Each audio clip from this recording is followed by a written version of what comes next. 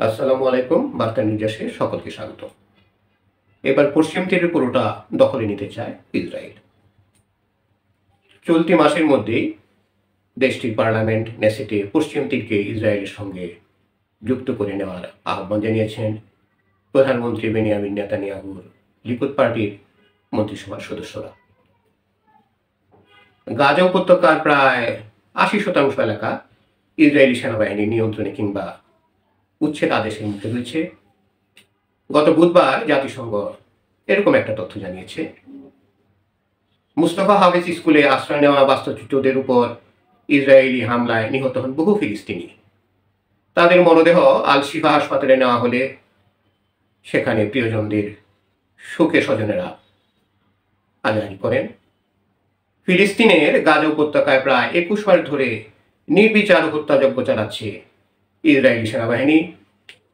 এখন দখলকৃত পশ্চিম তীর স্থায়ীভাবে দখলে নেওয়ার পরিকল্পনা করছে ইসরায়েল।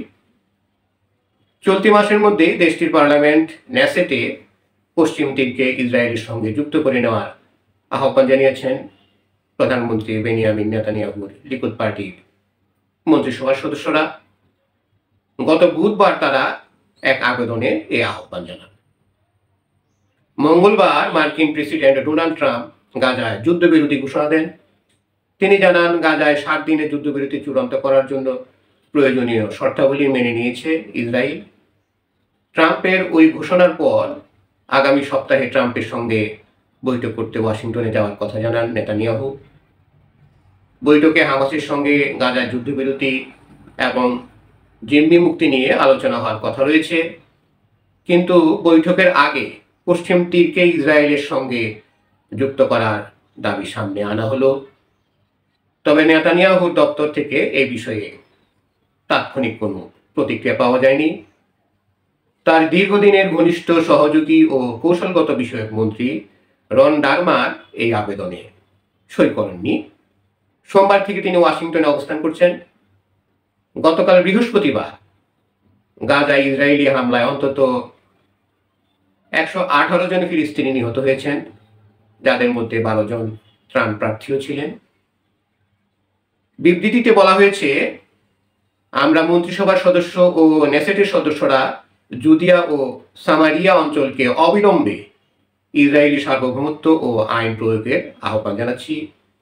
এখানে জুদিয়া ও সামারিয়া বলতে 1967 সালে আরব ইসরায়েলে যুদ্ধে ইসরায়েলে অধিকৃত পশ্চিম তীরের একটি অঞ্চলকে বোঝানো হয়েছে।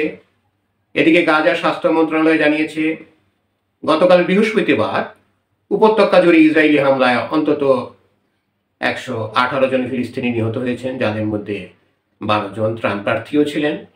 এছাড়া আহত হয়েছেন আরও 581 জন।